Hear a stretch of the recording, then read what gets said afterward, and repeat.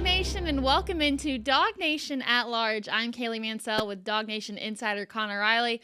Connor, this past weekend, I think I watched the single greatest sporting event of my life, and that being the Sunday of the U.S. Open. I mean, that's not even the best golf major of this year. Like, have we already forgotten the Masters? Here's the thing. I did not realize how much fun golf is to watch when they play terribly. I needed like a one shining moment video highlight of everybody hitting their club against the ground. Like, it just reminded me that, you know what, on some days they're just as bad as the rest of us.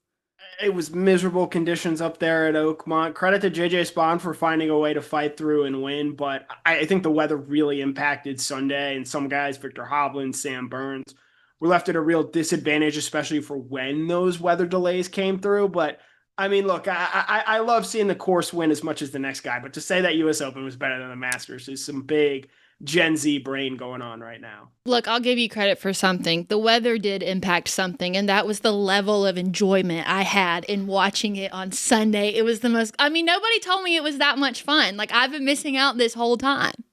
There were people that probably enjoyed watching Tiger Woods and Rocco mediate at the 2008 US Open, which they aired during the weather delay, more than they did the golf on Sunday. Well, let's just say it was the most invested I have ever been into golf. And I've grown up around golf my entire life, and I just didn't realize. You guys should have told me that it was more fun this way. So nice to have something that gave me the same level of excitement that I get when we watch college football. So with that, we will go ahead and get in today's episode of DawgNation at Large. It's the show for the new breed of Georgia Bulldog fan. This is DawgNation at Large, with DawgNation insiders Connor Riley and Kaylee Mansell. Honestly, I think it's the fact that we're not in college football season yet. That's the reason that I'm watching golf on a Sunday, and now I'm having to find enjoyment in the things I would otherwise think are miserable. So I'm glad we're getting closer and closer into the season. On today's episode, we are going to talk about the Georgia assistant coaches stock report style, but it's going to be based on the recruits and the commits that they've gotten over the last couple of months. Then we'll follow it up with our Dog Bites segment, where we'll talk about the most important players of the 2023 class. We'll follow it up with our meme machine segment, where we talk about our favorite memes of the week. I could potentially get canceled for mine this weekend, so make sure to stick around for that. And then with the college football season quickly approaching, we're going to talk about the things that you need to cleanse out of your system before Georgia plays Marshall in August 30th. But first, we will start with this. A lot has happened over the last couple of months in terms of Georgia recruiting. I said it this morning on DawgNation Daily. I think that this 2026 recruiting cycle all around, not just for Georgia, but across college football in general, has just been strange. And when it looked like things weren't going in Georgia's way, I mean, the last couple of weeks, it's just been an absolute domino effect, Connor. Yeah, and you, I think, are now, with July 1 being a more important date in the college football calendar, with the NIL, with NIL Go, with these potential deals, it's not a coincidence that you've seen a lot of decisions been moved up earlier. Again, the days of guys waiting to December are long gone. You see Kenny Ogboko commit to Georgia earlier this week. There are going to be a ton more next week and the week of the 4th of July. The changes to the college football calendar, in part because of the House settlement, has sped up the recruiting calendar. And that's why right now, in the middle of June, while there are still major official visits going on, we have a much better idea of how Georgia's recruiting class is ultimately going to look. And of course, a lot of the credit goes to Kirby Smart because he is the head of the program, but the assistant coaches are the ones that are having to go out on the road, do all of the dirty work. So that's who we're going to focus in on today with our assistant coach stock report. We'll go ahead and start with Mike Bobo. I feel like he's kind of in a tough position because with the quarterbacks coach, I mean, typically you are only getting one quarterback in the class, sometimes two if you're lucky. And there really wasn't that many top-ranked quarterbacks in the class of 2026 that were not already committed somewhere else. Now, the quarterback situation was kind of crazy because Jared Curtis was a commit to Georgia, then decommitted because he wanted to take visits elsewhere. We assumed that he would come back. And then the race really got close between Jared Curtis, Georgia, and Oregon, but ultimately Jared Curtis points towards the relationship between him and Mike Bobo as to why, or one of the reasons why he stuck with the Dogs, because of the personal relationship that they had built. So if we're going stock up or stock down, I'm going stock up on Mike Bobo for being able to hold on to Jared Curtis in what was a really crazy situation from the moment that he decommitted. This is an easy stock up for Mike Bobo. Jared Curtis, I believe, the number one ranked quarterback in this 2026 recruiting class. Maybe, it changes between now and when the Elite 11 stuff comes out. But a 5-star prospect, clearly Georgia's top target. They go head-to-head against Oregon. They win that recruiting battle. And even in the event that they didn't, they were well-positioned to at least contend for and potentially land Bo Bentley, another top-ranked quarterback in this 2026 recruiting cycle. They knew they needed to hit a big home run in this class, given the way that the 2024 and 2025 cycles have worked out at this position. And they absolutely do that in Jared Curtis, a big-time target, a big-time get, and a big-time feather in the cap of offensive coordinator Mike Bobo. So easy stock up for me here. Yeah, we'll go ahead and move on to Stacey Searles because Mike Bobo only has the one to talk about. Stacey Searles, there's a lot more complexity to the situation. If you take a look on the screen here, he's acquired 4-star interior offensive lineman Graham Houston out of Buford, 3 stars Zach Lewis and Zyke Helton, and then as of yesterday, the 4-star offensive tackle Ekene Ogboko.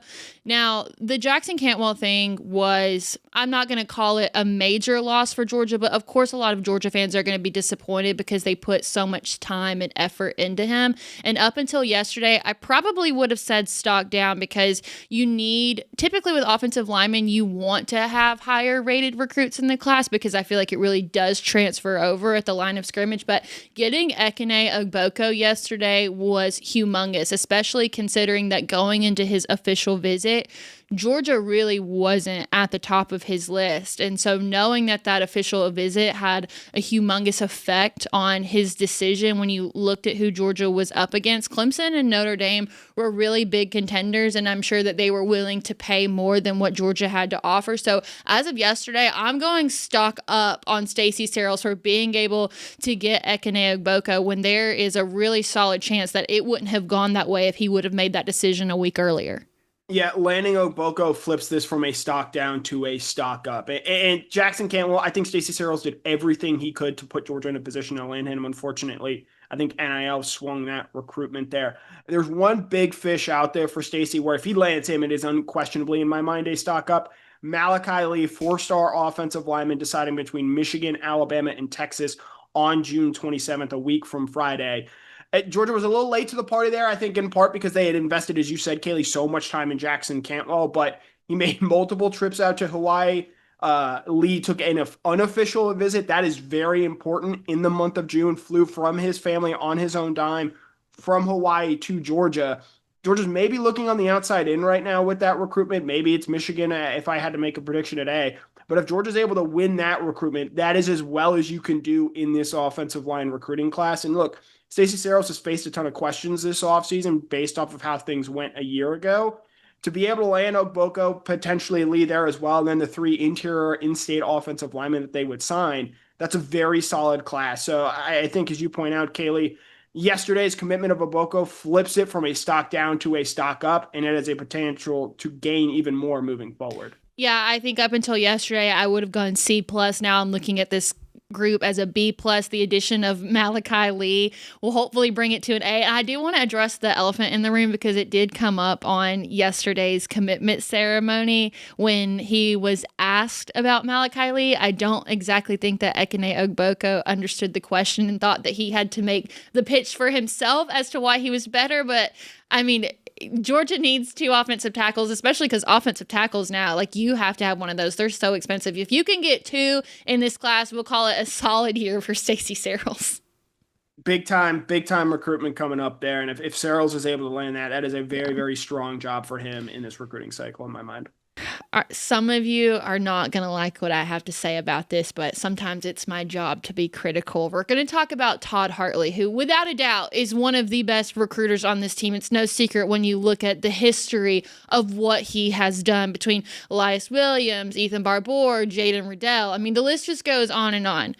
As of right now, Todd Hartley only has the 4-star tight end Lincoln Keys. And I'm going to say stock like halfway down. And this is completely excluding the Mark Bowman situation, because I truly don't think that there was much that Georgia could have done to get him to commit.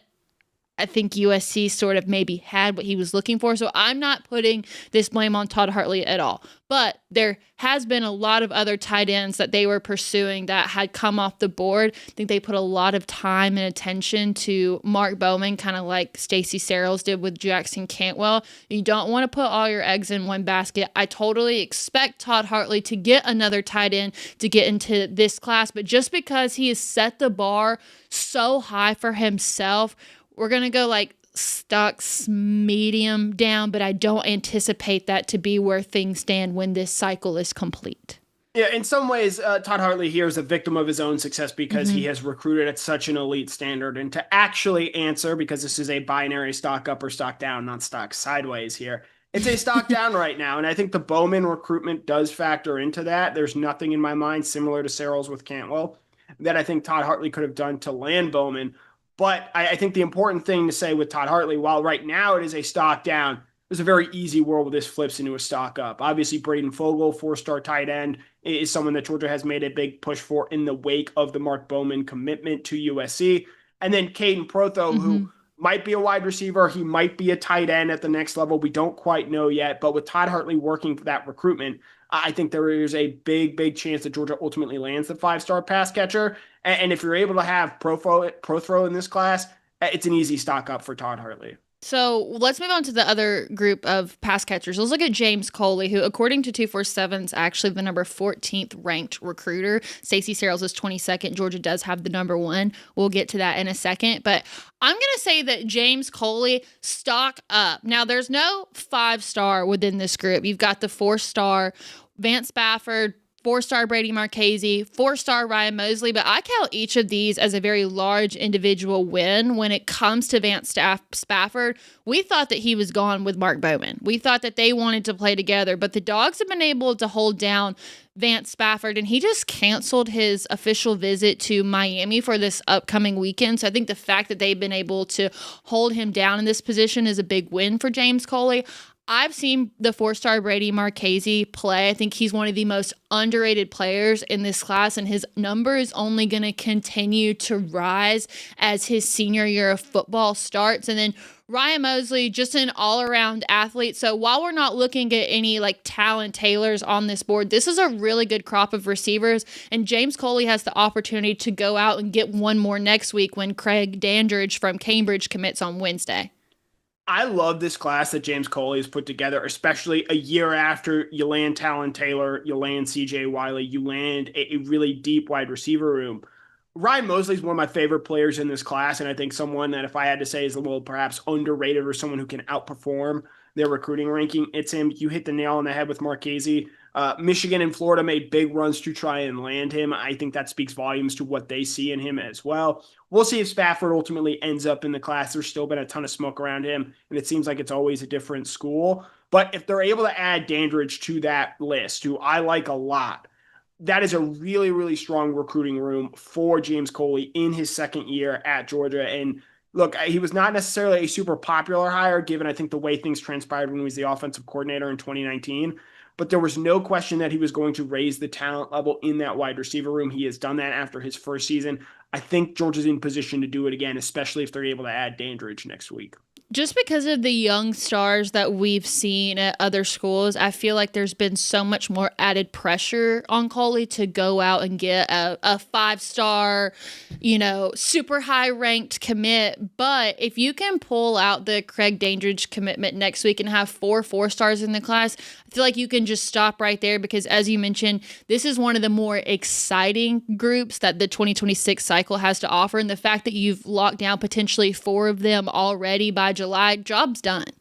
Yeah, great job by Coley getting his work done early and giving Jared Curtis, I think, a really strong group of pass catchers in this class. All right, let's move to the defensive side of the ball.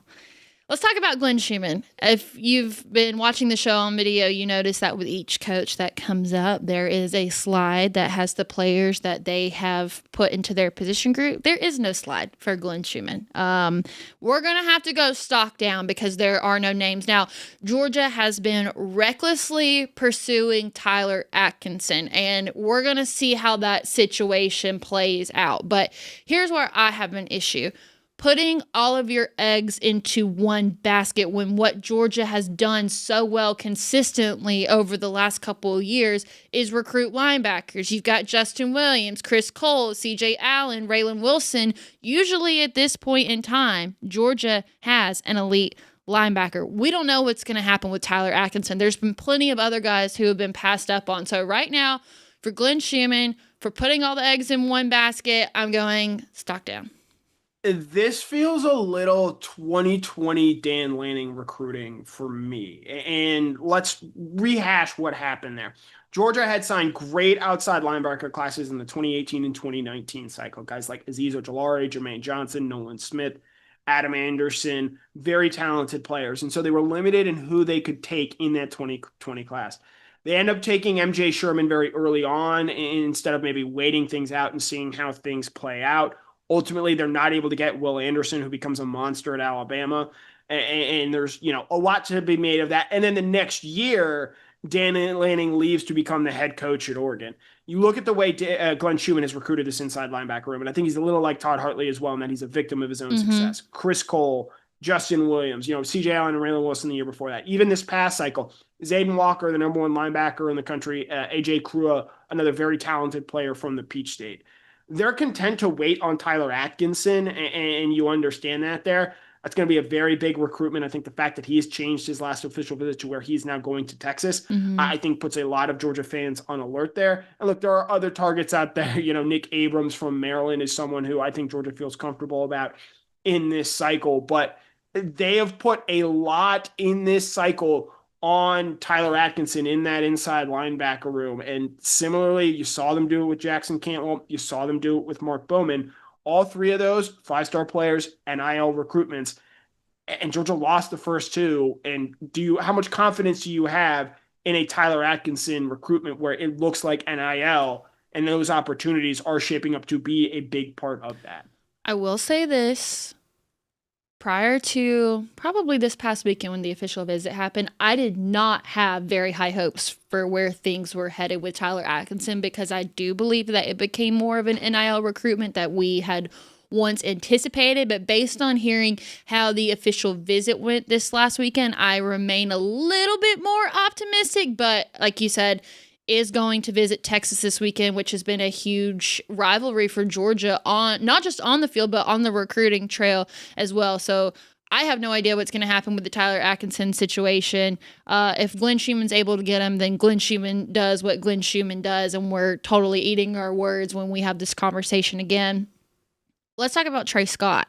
So only two recruits in the defensive line group. You've got the 3-star Seven Cloud, the 4-star Carter Lucky. I'm actually going to go stock up on Trey Scott because there was a lot of distractions with Seven Cloud, a lot of schools coming after him at the last minute, and now he's being represented by the Rosenhauses, and so it looks like it was just about to be the perfect storm for Seven Cloud to up and leave, but they are able to have him shut down his recruitment, which I think is a huge win. And then when you look at Carter Lucky, I think that the situation is a little bit misunderstood because you look at the family history of the Luckies all being at Georgia and you think, oh, wow, this kid's a shoe-in. But from what I heard, Carter Lucky didn't have any sort of lean or sway because of the Lucky last name. If anything, he wanted to go somewhere else and make a legacy of his own. But I think in Trey Scott showing him how much of a priority it was, even without the last name, if his name was just Carter. That's why I'm going to give Trey Scott a stock up on the two that he currently has. And I think the important thing with Trey Scott here, the job's not done. They only signed 2 defensive linemen in last year's class, which means they're probably going to trend around 4, maybe potentially 5 there as well. They're going to sign a bigger defensive line class. So who are they able to go out there and get? Do they add a James Johnson, one of the top defensive linemen in this class. Trey Scott has recruited as well as anybody. He has consistently shown he is able to land 5 stars, dating back to Trayvon Walker all the way through this past cycle, landing Elijah Griffin. He's also done a very good job of developing defensive linemen as well. The work is not done for Trey Scott, but a base of 7 Cloud and Carter Lucky is a very good place to start. All right, and we'll wrap it up with this because we love to end it on good news. I don't know how much further the stock can go up. I mean, it is literally as high gets. We're going to combine 2 coaches for the purpose of this because they kind of go hand in hand. That's Dante Williams and Travaris Robinson, the cornerbacks and the safeties coach. Now, 247 has Dante Williams listed as the #1 recruiter in college football. When you look at what they've done, 4-star Justice Fitzpatrick, which was a huge win, not just for those two, but the Dogs in general, because, brother, big star at Alabama, looks like he might follow in the footsteps. Then you've got the 4-star Caden Harris, which they actually flipped. So I feel like you get double points when you flip a player. Then you've got a variety of safeties, 4-star Zach Fort, who is a top 100 player. Then the 3 stars, Keelan Jones, 4-star Jordan Smith. Now they've kind of got their hands in the pot for the safety Tyreek Green, who is at Buford. So the list just keeps going on and on. I actually had to make the font smaller so that we could fit everyone in there. The 2026 secondary is looking to be very sharp, one of the key pieces for this recruiting cycle. So stock is so up here that you can't see it anymore.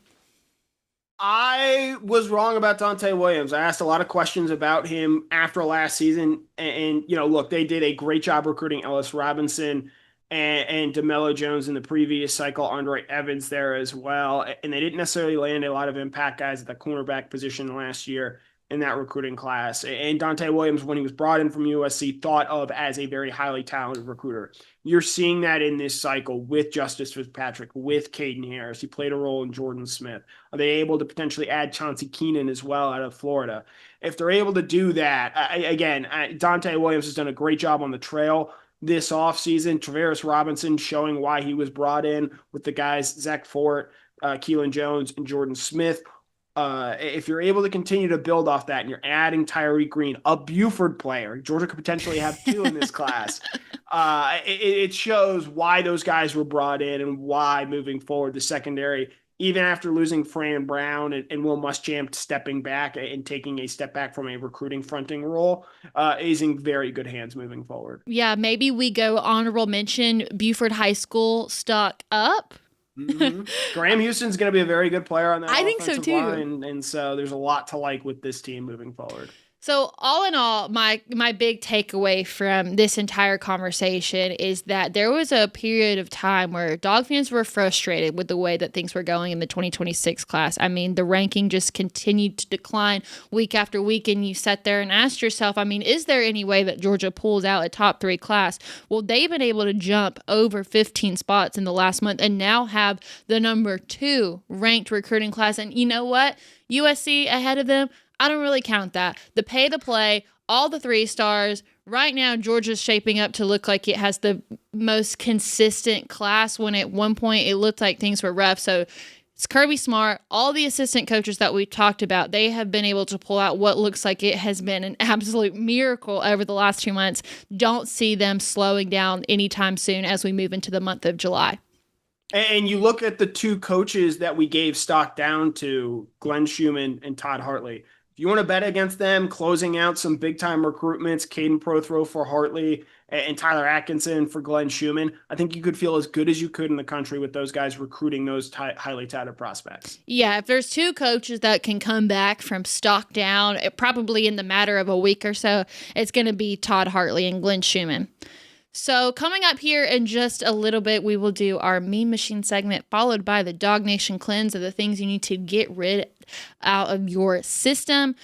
First, want to remind you that here on DawgNation at Large, our Dog Bite segment is brought to you by Zagoria Law Firm. And what we love about Zagoria Law Firm is that they are the only law firm in the state that specializes in representing people bitten by dogs as well as those who have been knocked down by dogs. Plus, anyone in the state of Georgia can be represented, whether you're north, south, east, or west, Zagoria Law Firm will come to you because they are the official dog bite injury lawyers of the Georgia Bulldogs. So if you or a loved one has been hurt by someone else's dog, give them a call at 833-GA Dog Bite. That's DOGBITE, or check out ZagoriaLaw.com.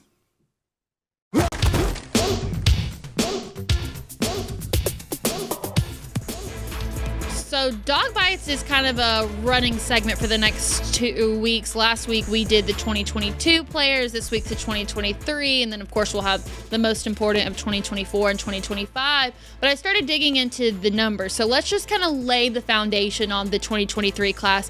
Initially ranked second, according to 247 Sports, they started with 26 commits. We are discluding transfers. This is just the original signees. And out of those 26, there are only 13 left remaining. So these are 5 of the 13 that are left, which is just crazy. This is such a reflection on how college football has changed, because in what's supposed to be the true juniors, only half of the originals remain. And that's why this team, I think 2025 in particular, look back at some of recent years, your most talented players are those juniors. Last year, Jalen Walker and Malachi Starks. 2022, you've got Jalen Carter there. 2023, you had Brock Bowers. So the fact that this class has already seen such great attrition, I think is a big reason why there are some questions about this team going into 2025. All right, we'll go ahead and get into it. You have seen most of these, so I won't put you through the torture of having to guess. There is no junior on this team that has more experience than CJ Allen. The expectations are extremely high, not just for him, but the entire linebacker room. It's crazy because when you look at last year, second on the team in tackles, but we called it a down year for CJ Allen. So what does he have to do to get over the hump?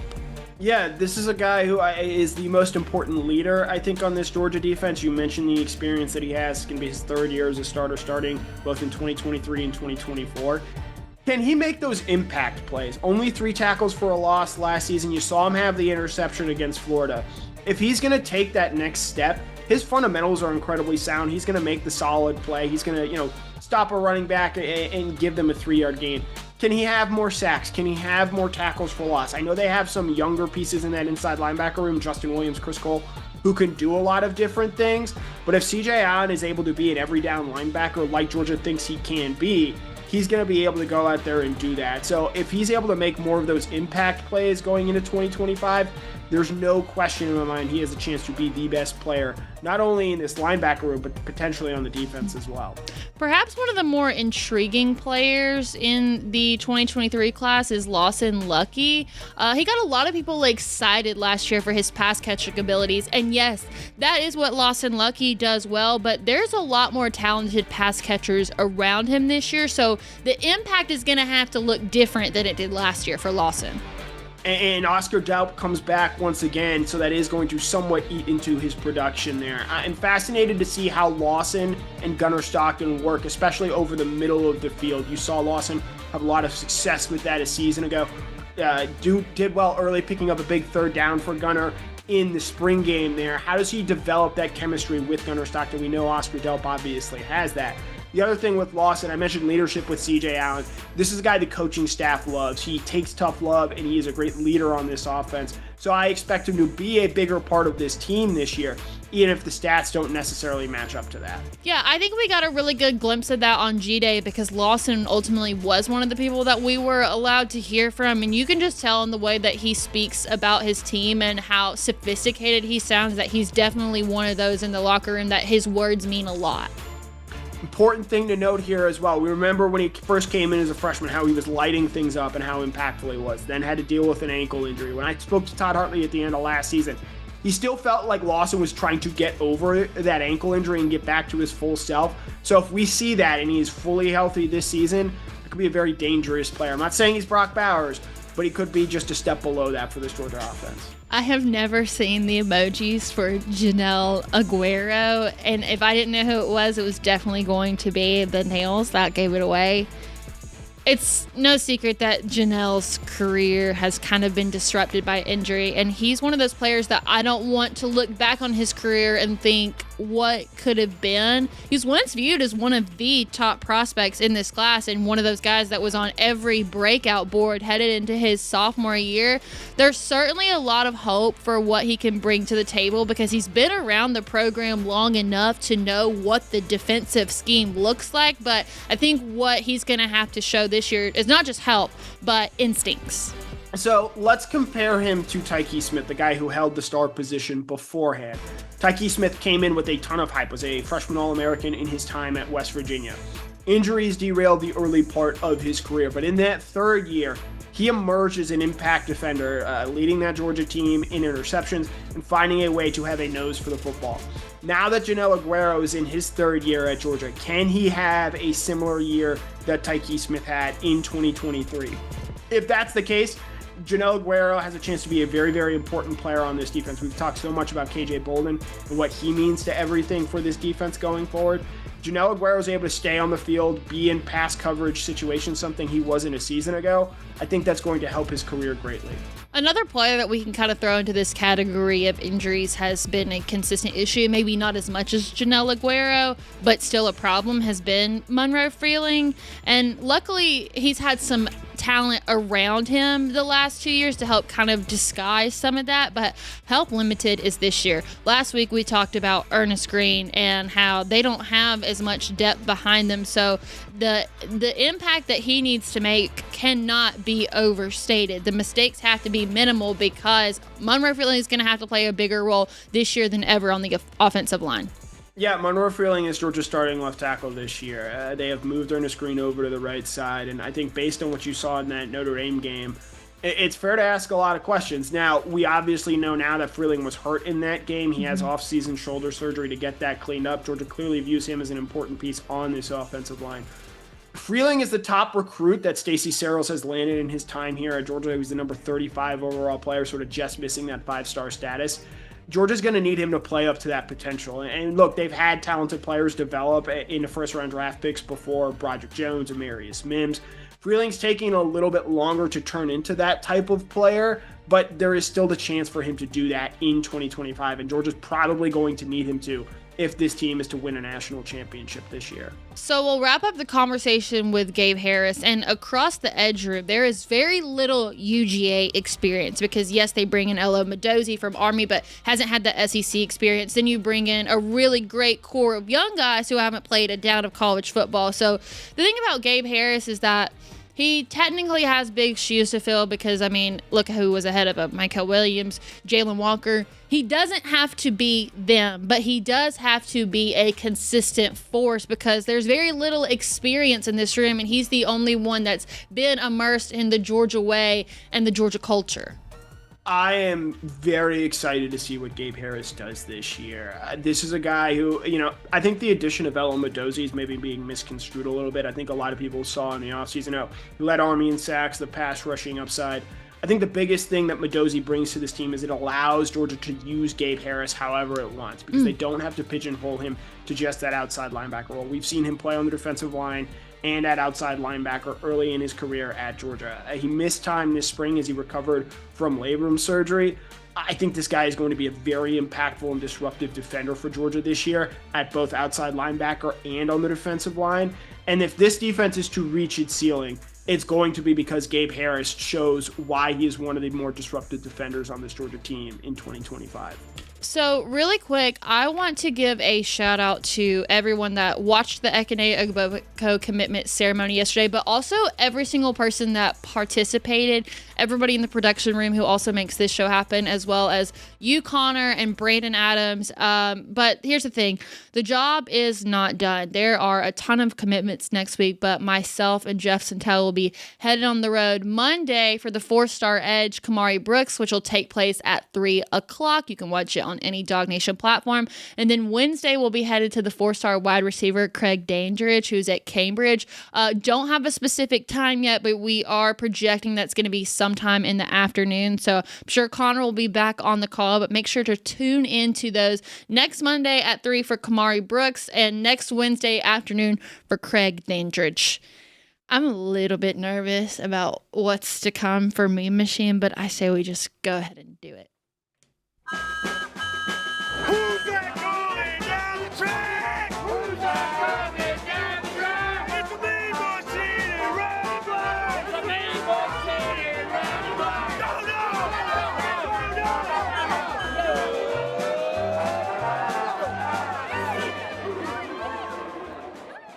Hello, Hey. hello.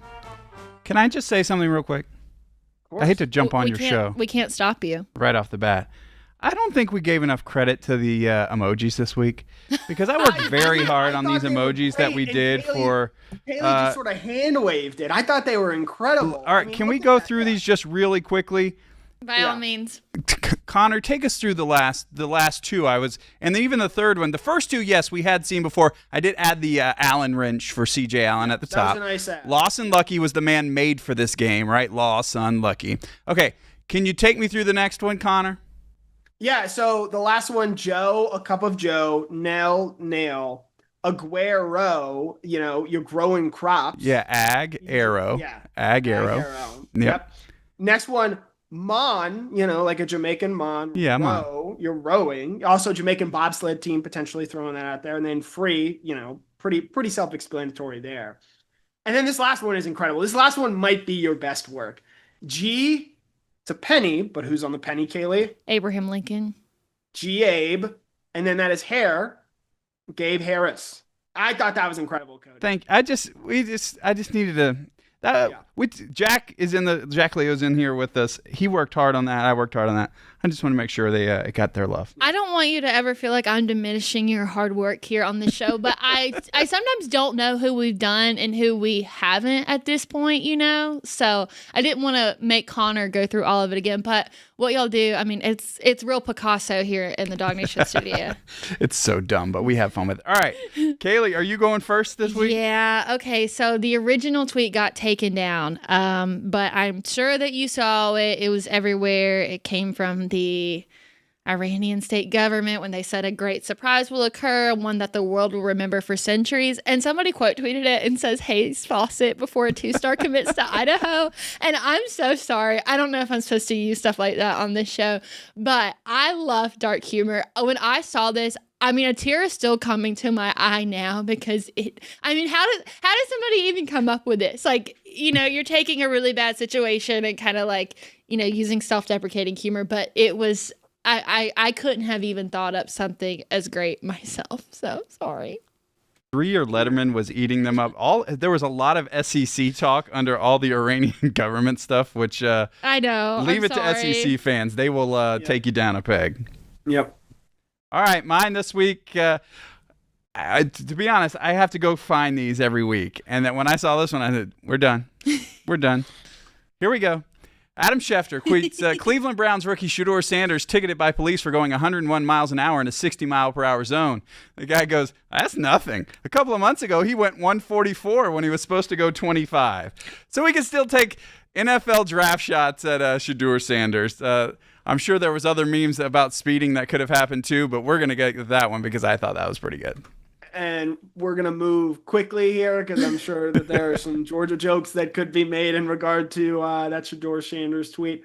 My last one, not too much given to this. Obviously, Rafael Devers traded from the Boston Red Sox to the San Francisco Giants. Much of this a financial dump to get off the money owed to Devers. And Pete Blackburn, one of the great followers on Twitter, I thought math was done ruining my life when I got my high school diploma. Just in general, math, we went into journalism because we're not great math people. And there's so much more, especially in the NIL, how you going to make this cap work, all this money in regard.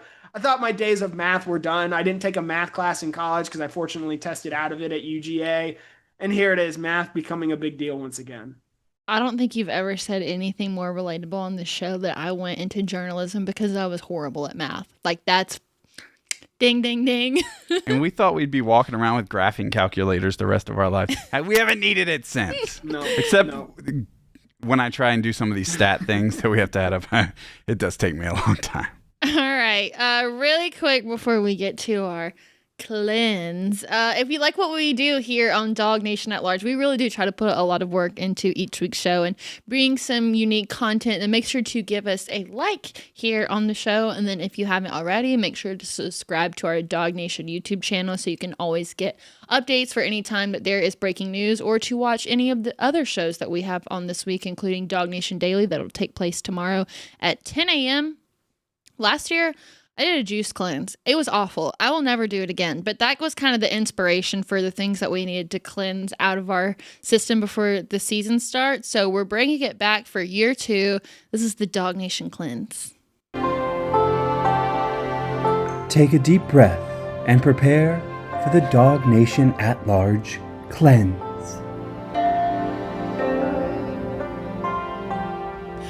I know that we're supposed to be really relaxed for this, but the fact that it's Cody's voice in the intro is I'm trying to hold it together right now. I'm not gonna lie. Okay, well, I guess I'm ready to be comfortable. I'm ready to cleanse all. I think the I need to negative take a aura deep out of my breath. body. Yeah, deep breath. Do you want to kick us off? Yeah, so the first thing that we're going to sort of cleanse out of our body here, Carson Beck. I know that there are a bunch of people rooting for him to fail. I know that there are going to be a bunch of people tuning in when Notre Dame and Miami play that first Sunday of the college football season, rooting against him. You know, look, everyone still follows their ex on Instagram. We keep it involved. We want to have an eye on that. I don't. Okay. Carson, okay, sure, Jan. Carson Beck is gone. You don't need to worry about him anymore. You don't need to follow his ups and downs. You don't need to root for him. You don't need to root against him.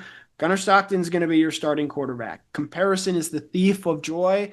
So you don't need to be thinking about Carson Beck anymore when Gunnar Stockton is your guy. Good or bad with whatever goes on at Miami, let's try and keep that aura away from the Georgia program and just sort of focus on what is happening with guys wearing G's on their helmet.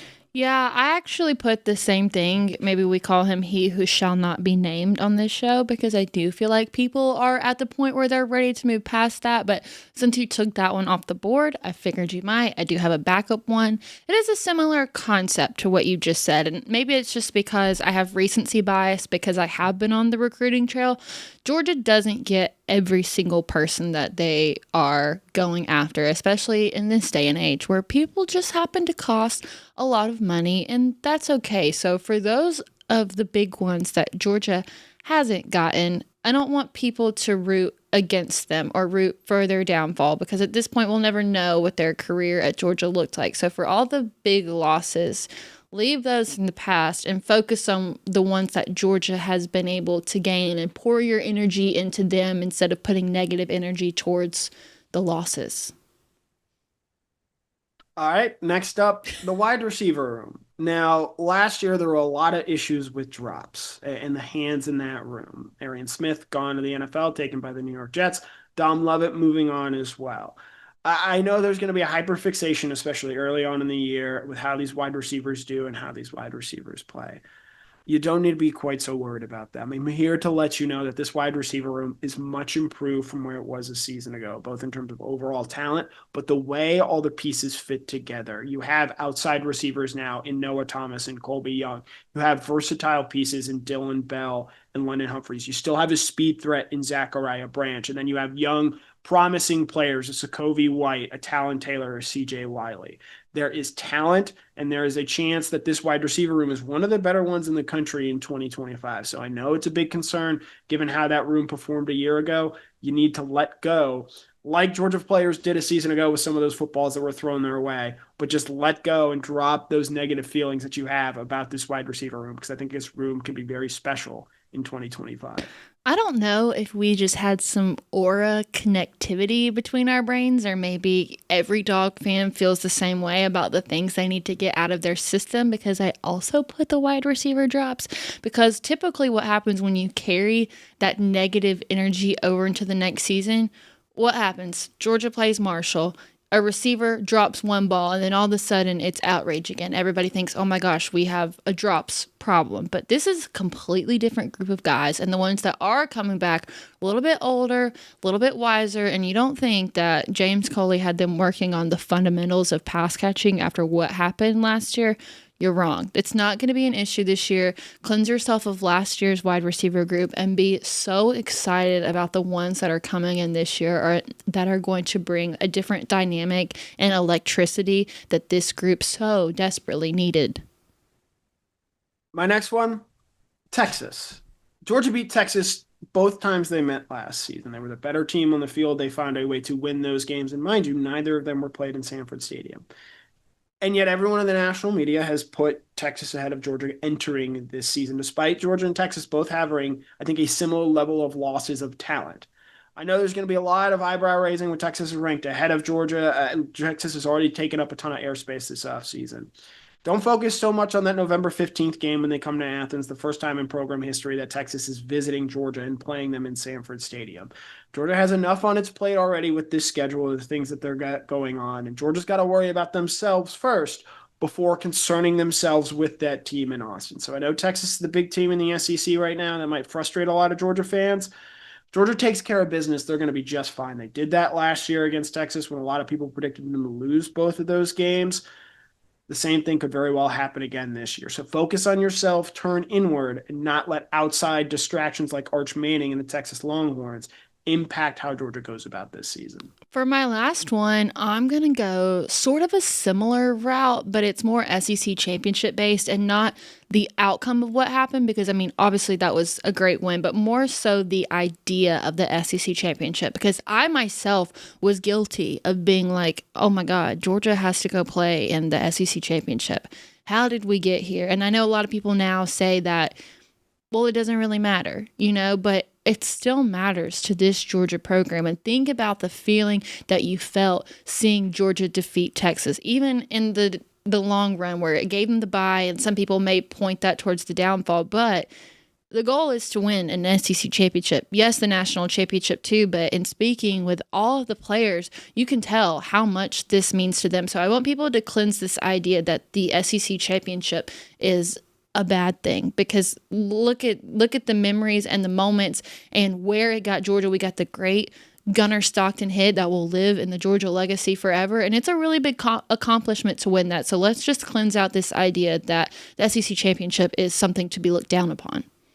I completely agree there. That game will always still matter. Yeah. Congratulations, Connor and Kaylee. Your chakras have been realigned, and you are cleansed for the 2025 football season. I do feel Go better. Dogs. Do you feel better? I do. Okay. Do you want to tell me something positive that you learned on today's show, since we're all about positivity now that our chakras have aligned? I learned, and it's not necessarily new knowledge, especially to anyone here watching DawgNation at large, that Cody Chaffins and Jack Leo do a phenomenal job of coming up with those emojis each and every week. And so while it would be easy to say that someone here was hand-waving the job done there, I'm choosing to give the proper recognition to the jobs that Cody and Jack have done in terms of filling out those dog bite segments, because I have so much fun every week trying to decode the messages that they have. So we just have this special moment of cleansing our systems, and then you immediately want to snip, snap, snip, snap, snip, snap, and come at me? I said nothing about you. I made no mention of your name. I was simply praising the job that Cody and Jack do. That I can't take that away. Cody and Jack, you guys know that y'all are the best, but that was a little bit shady, Connor. And so with that, we're going to go ahead and get off today's show. That way Connor and I can still end on a mostly positive note. We'll see you right here on DawgNation at Large next Thursday at 7 o'clock.